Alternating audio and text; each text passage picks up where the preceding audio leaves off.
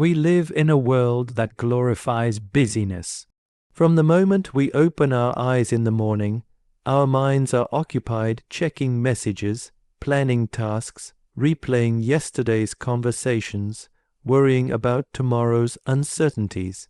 This endless stream of activity has become so normal that silence feels foreign, even uncomfortable. But the truth is, it's in those rare moments when we step away from constant doing that we actually touch the essence of who we are. When the mind is unoccupied, it's not empty. It's awake, alert, and alive with possibilities. Being unoccupied is not about being lazy or avoiding responsibilities. It's about creating a sacred space where you're not reacting to the world, but simply being with yourself. For just a few minutes a day, let go of every label, every role, every demand placed upon you. Let go of I am a parent, I am an employee, I am a friend, I am successful, or I am failing.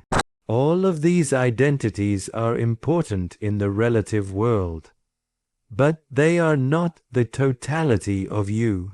Beneath them is an awareness untouched by circumstances, a stillness that remains no matter what storms pass through your life. In this space, ask yourself questions that cut through the noise. Who am I? What do I truly want? What is my purpose? At first, the mind will try to answer with the usual list of goals and roles. That's natural. It's been trained to respond from habit. But if you sit in the silence a little longer, something deeper begins to emerge. These questions are not meant to be answered quickly. They are meant to open a doorway to self-discovery. The more comfortable you become with not knowing, the more you invite insight to arise on its own. There is great power in the pause. Just as a musician knows that the silence between notes is what gives the melody its beauty, our lives gain depth and meaning from the spaces where nothing is forced. When we let the mind rest, it becomes like a still lake. The turbulence settles, and suddenly we can see the reflection of the sky with perfect clarity. In that clarity, inspiration arises effortlessly. You might realize that a problem you've been trying to solve for weeks doesn't require more effort. It requires a shift in perspective that comes only when you stop chasing it. This is why the most profound moments of creativity, insight, and peace often arrive when we are not actively trying to achieve them. They show up when we're walking without a destination, sitting in quiet contemplation, or even staring out a window without any agenda. In the stillness, the mind reorganizes itself. It drops the limitations imposed by constant thinking and taps into a field of awareness that is boundless, limitless, and deeply intelligent. So each day, give yourself permission to be unoccupied not as an escape from life, but as a return to it. For in those moments of stillness, you remember something essential. You are not the roles you play, the problems you face, or the thoughts that pass through your mind. You are the awareness in which all of these arise and dissolve. And in that awareness, there are no limits. Every thought you think, every emotion you feel, is not just an abstract experience in the mind. It is a biological event in the body. Your cells are constantly eavesdropping on your inner dialogue. When you feel fear, your body releases a cascade of stress hormones. When you feel joy, a different set of chemicals floods your system, strengthening immunity and enhancing well-being. This is not philosophy, it is biology. The mind and body are not separate entities communicating across some mysterious divide. They are one process, different expressions of the same energy and intelligence. Think of a time when you felt deeply anxious. Perhaps your heart began to race, your palms sweated, your stomach tightened. Or think of a moment when you were moved to tears by beauty or love. Your breathing slowed, your muscles relaxed, and your whole body seemed to feel lighter. These aren't coincidences. They are reminders that every mental event is also a physical event. We cannot experience anything in the mind without the body recording it, and we cannot experience anything in the body without the mind interpreting it.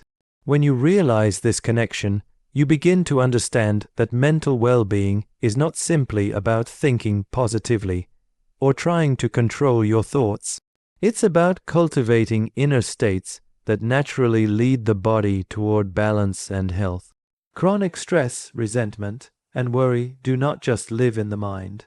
They create inflammation, weaken immunity, and accelerate aging. On the other hand, feelings of love, compassion, gratitude, and peace act as medicine, recalibrating the nervous system, balancing hormones, and enhancing vitality.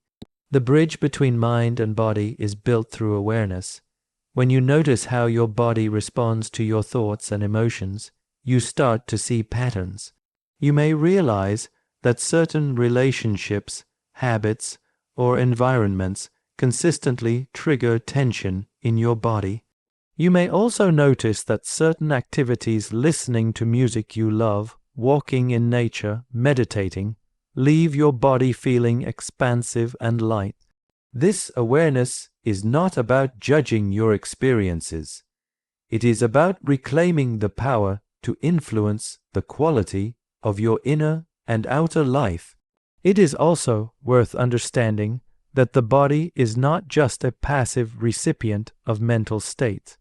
It can be used as a gateway to shift those states. Simple acts like deep breathing, mindful movement, or softening the muscles of your face can send signals to the brain that you are safe, which in turn changes your thoughts and emotions. This is why practices like yoga, tai chi, and conscious breathing are so transformative. They align the mind and body into a single harmonious rhythm. When mind and body move together, life feels different. Your decisions become clearer because they are not clouded by the static of stress. Your creativity expands because your energy is not trapped in cycles of tension. Your relationships deepen because you are no longer caught in automatic reactions. You respond from presence. This is the state in which true healing and limitless potential become natural. When the mind and body remember they are one, life becomes whole again. From the time we are children, we are taught to see ourselves as separate individuals, separate from each other, from nature, even from the universe itself. We are given a name, told what belongs to us, what we are supposed to achieve, and how we are supposed to compare with others. Slowly, this sense of me becomes the lens through which we see the world. But this me is not who you truly are. It is an idea, a mental construct shaped by culture, family, and personal experience. It feels real because we've been rehearsing it our entire lives, but it is only a small fragment of the truth. The separate self thrives on comparison and competition. It tells you, I am different, I am better, I am worse, I am not enough, I need more. It is constantly measuring itself against others, searching for approval or validation, and fearing rejection. It creates a boundary between me and you, between us and them. And while this boundary can sometimes feel safe, it is also the root of loneliness, conflict, and much of our suffering. In reality, the idea of a completely separate self is an illusion. At the deepest level, there is no isolated me, existing independently from everything else. The breath that sustains you in this moment was the breath of the trees a moment ago. The food that nourishes your body came from the soil, the rain, the sun, an intricate web of life. Even the thoughts in your mind are shaped by language, culture, and the countless interactions you've had with others. You are part of a living, breathing continuum, inseparable from the whole. When you begin to see through the illusion of separateness, something remarkable happens. Fear starts to dissolve. Fear of not being enough, fear of loss, fear of death, all these are tied to the idea of a small, isolated self that must be protected at all costs. But when you realize that who you truly are is not limited to a body or a personality, that you are the awareness in which all experience unfolds, the boundaries begin to soften. In that softening, compassion naturally arises. You recognize yourself in others and others in yourself. This recognition does not mean you lose your individuality. You still have a unique perspective, a unique expression in the world. But you no longer mistake the expression for the whole truth. You can appreciate your individuality while knowing it is simply one wave in an infinite ocean of consciousness. This shift changes the way you live. Conflict becomes less personal, forgiveness comes more easily, and joy is no longer dependent on constant self-protection. To transcend the illusion of the separate self is to return to reality, the reality that life is not a collection of isolated fragments, but a single, unified field expressing itself in countless forms. And when you live from that truth, your mind is no longer confined to the limits of me, but opens to the limitless nature of we. There is an ancient understanding that much of human suffering can be traced back to a handful of root causes. These causes are not external circumstances, they are patterns within our own awareness. When we begin to see them clearly, we also begin to loosen their grip on our lives. The first cause is not knowing who we truly are. Most people live their entire lives believing they are only the body they inhabit, the roles they play, and the stories they've been told. When we identify exclusively with these temporary forms, we live in fear of their loss. But who you are at your essence is not confined to a single lifetime, a single form, or a single identity. Forgetting this truth keeps you trapped in limitation. The second cause is misunderstanding the nature of reality. We are conditioned to believe that the material world we see with our senses is the ultimate reality. In truth, what we perceive is only a tiny fraction of what exists. Reality is layered, vast, and infused with consciousness. When we mistake the visible surface for the whole, we limit our ability to experience the deeper dimensions of life.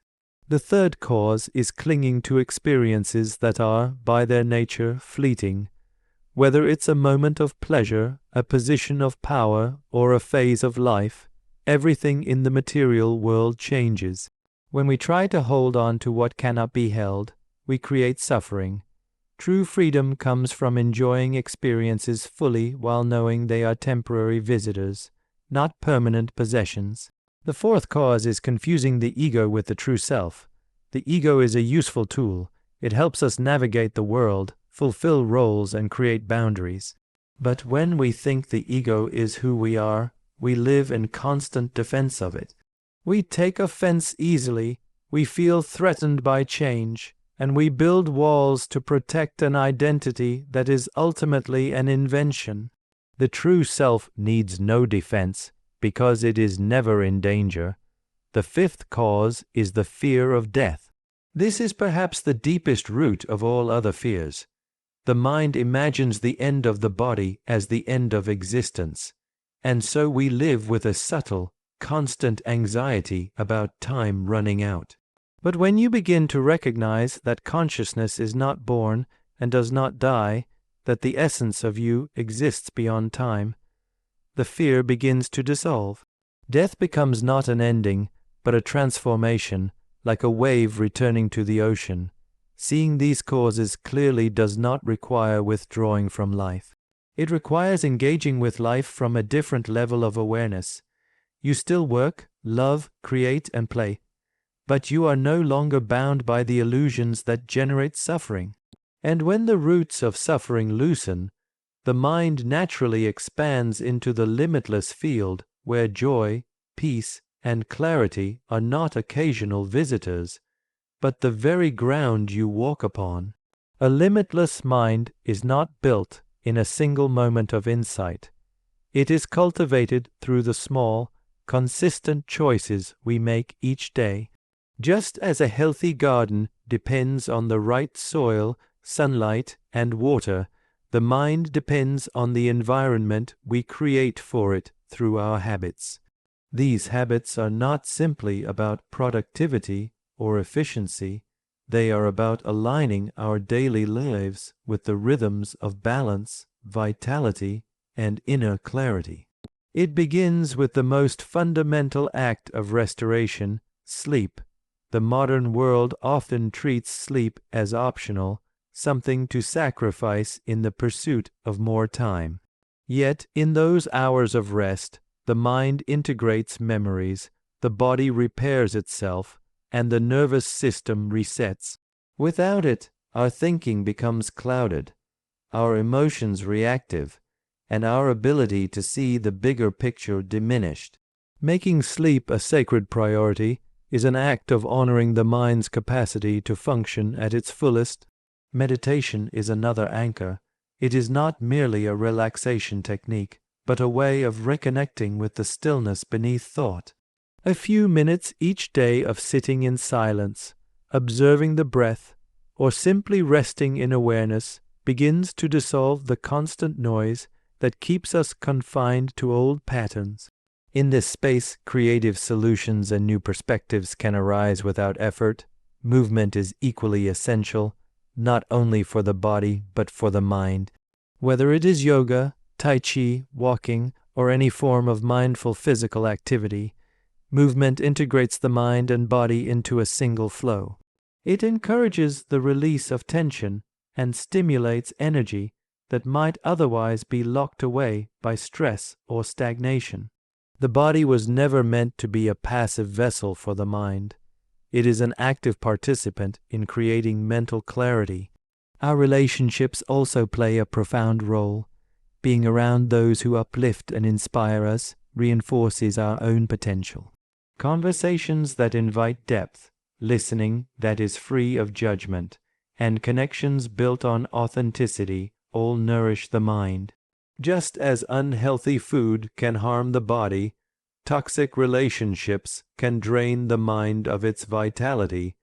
Choosing relationships with awareness is choosing the quality of energy we live in. Nutrition itself is not just about physical fuel. It is about the kind of energy we give our mind to work with. Fresh, whole, and living foods carry the intelligence of nature. They provide clarity, stability, and vitality, while processed and heavy foods can dull awareness and drain energy. Eating with presence, not rushing, not distracting ourselves, turns each meal into an act of mindfulness. Finally, there is the daily cultivation of the spirit. This might be through prayer, contemplation, time in nature, or simply moments of awe and gratitude. These practices remind us that we are part of something vast, intelligent, and alive. They expand the boundaries of what the mind believes is possible, opening the door to limitless awareness. When daily life becomes a practice of nourishing mind, body, and spirit, a limitless mind is no longer a distant goal. It becomes the natural state in which you live. So much of our mental energy is consumed by drama conflicts we replay, stories we tell ourselves about how life should be, and imagined scenarios that keep us locked in worry or resentment. Drama is seductive because it gives the mind something to cling to, but it also keeps us in a loop of reaction. Every moment spent reliving the past or anticipating some future confrontation is a moment the mind cannot be fully alive in the present. The alternative is to redirect that energy into creation, into play, into the kind of openness that allows new possibilities to emerge. Creativity is not reserved for artists, musicians, or writers. It is the natural state of the mind when it is free. Every thought, every choice, every conversation is an act of creation. When you see life this way, you begin to notice that even the smallest actions, arranging flowers, preparing a meal, or finding a new way to solve a problem, are opportunities to express your unique vision.